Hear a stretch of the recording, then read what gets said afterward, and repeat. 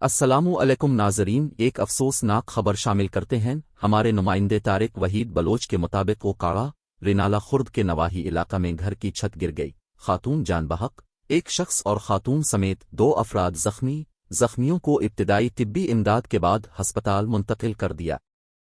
تفصیلات کے مطابق رینالہ خرد کے نواحی علاقہ 23 میں ایک مکان کی اچانک چھت گر گئی۔ حادثہ میں چھت گرنے سے 3 افراد ملبے تلے دب گئے۔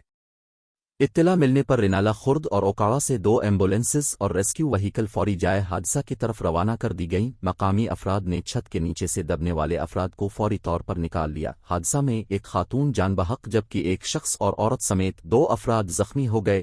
ریسکیو ٹیموں نے بروقت زخمیوں کو ابتدائی طبی امداد فراہم کرنے کے بعد DHQ سٹی ہسپتال اوکاڑا منتقل کر دیا، جبکہ لاش کو ضروری کارروائی کے بعد لواحقین کے حوالے کر دیا گیا۔